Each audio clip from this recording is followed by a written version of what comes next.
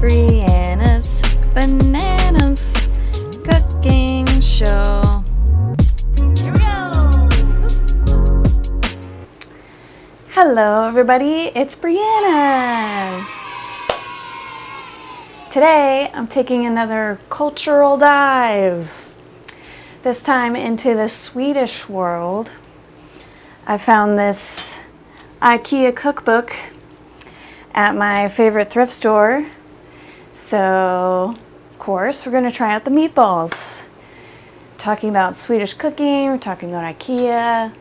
Got to try out the meatballs. I've also had this package of gravy since the last time I went to Ikea, which was a while ago, so I've been looking for an excuse to use this gravy. So there's also a little recipe for the gravy right here, which I can show you up close, just in case you want to do that yourself. So there's all that. Last episode I made pupusas, and I said they were a Mexican treat. They actually originate from El Salvador. So, you guys helped me learn that. And that's why I'm making these cultural videos, so we can learn more about different cultures and their foods. So, if any of you are Swedish, let me know if I'm doing something wrong. Let me know if I say something wrong. I want to get everything right. So, let's get started on these meatballs. Let me get my apron on and let me get all this stuff out. Okay, so what do we got here? We're going to use half of this pound of ground beef, half of this pound of ground pork, half of this onion, we're going to finely chop it, 1 egg, we have 2 boiled potatoes that are now cold, kept them in the fridge, it's supposed to be cream, but I have heavy, it's vitamin D milk, so, you know, close enough. A little bit of butter, some allspice, salt and pepper. You can use white pepper also, it says that in here, but it's optional. And rusk flour. I had to look up what that was, and it's like ground up bread, or like sweetened bread, ground up like graham crackers you can use for sweet recipes. I used panko because that was what was in my pantry. So I ground it up into a fine like flour kind of.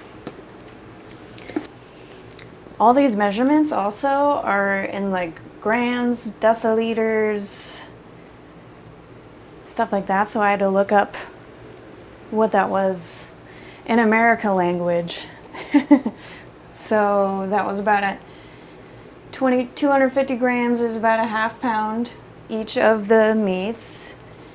2 to 3 deciliters of cream and water. So I'm not sure what that means, but a deciliter is about 0.4 of a cup. So it's a little less than a half cup.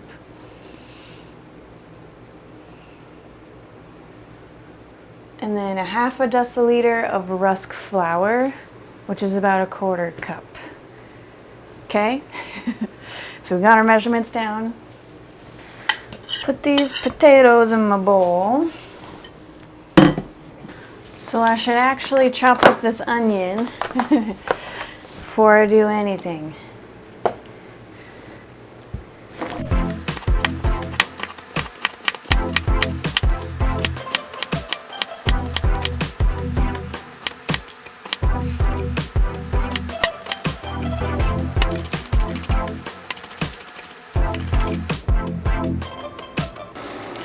Couple of tablespoons of butter. While that's going, let me get my 1/4 cup of rusk flour. Wink, wink.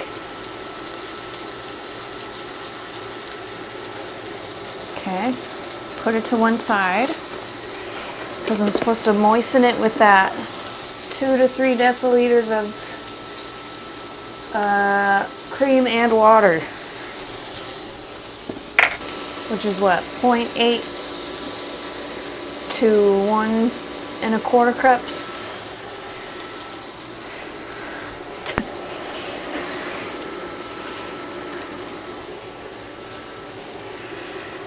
Seems like a lot. Here's a quarter. A half.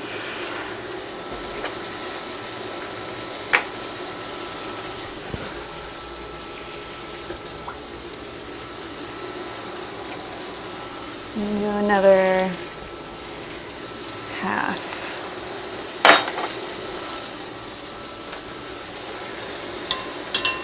Supposed to mash these up.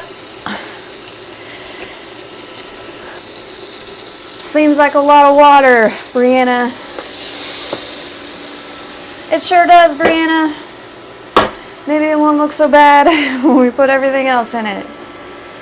Back to you. All right, we're gonna put these onions in my pan now because my butter is melted. Woo! Okay. I think I'm supposed to put a little more butter in here. I don't know. It says 4 to 5 tablespoons of butter, and we've only used 2. So I'm gonna put 2 more in here. Okay. Butter on my knife. Okay, the potatoes are soaking up the liquid a little bit.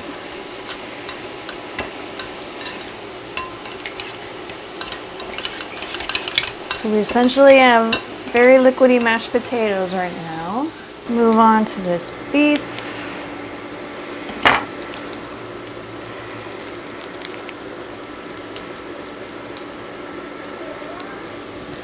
Squeeze half of this in here.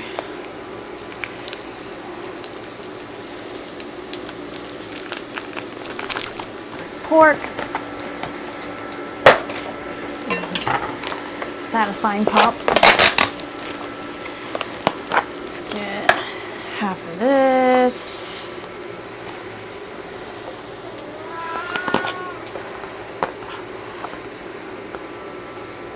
Am I the only one that thinks it looks weird when it's like still in long strings like that? I don't know. I wish it was a little more mushier like that hamburger. What can you do?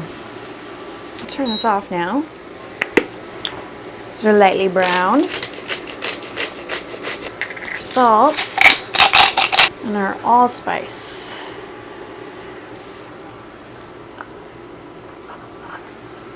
Does not say how much allspice, so I guess just don't go too crazy on the allspice because it goes a long way. I think of it more like a Christmassy spice, like it kind of goes with nutmeg a little bit. Let's get my onions. It says to mix it into a smooth farce. So I didn't look up what that means, but I'm guessing just like a smooth paste. Smooth mixture. Could use your hands. I'm just like out of gloves and I have these like long nails right now. I don't want to get meat all up in my fingies. That's pretty well mixed into a farce. I'm not sure if the last amount of butter was supposed to go in here or in my pan. But either way, I'm sure it's fine. I also think this is interesting because it has potatoes in it. You don't normally make meatballs with potatoes in it. So I'm really interested to see how... Oh, I forgot my egg. I'm going to put the egg in it. But I'm really interested to see how it turns out with the potato. Okay, all my ingredients are in there now and mixed into a farce. So let me turn this back on and heat up some butter. We'll just put another tablespoon in there so that equals the 5. Right? That's smart, right? Okay. So now I'm gonna take my 2 spoons and we're gonna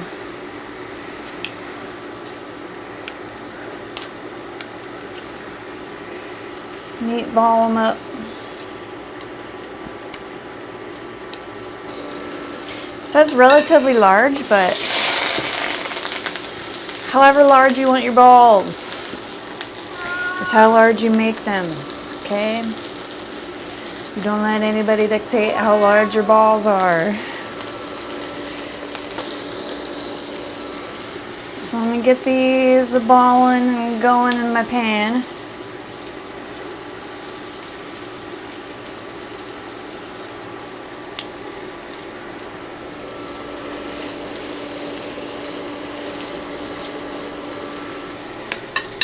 And I will come back to you. Okay, I have returned. I have made some mashed potatoes. I made up my gravy. Here's my meatballs on top. I made about 30 meatballs. So I made about 3 pans full. So I have one ball from each pan. So I'm gonna try. They were falling apart, so just be aware of that. Kind of pack them tight. It says to cook them slowly, maybe put a lid on it. Anyways, let's try it.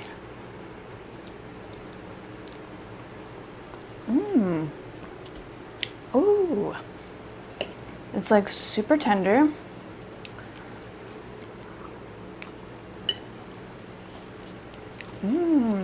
I'm trying them from the first batch.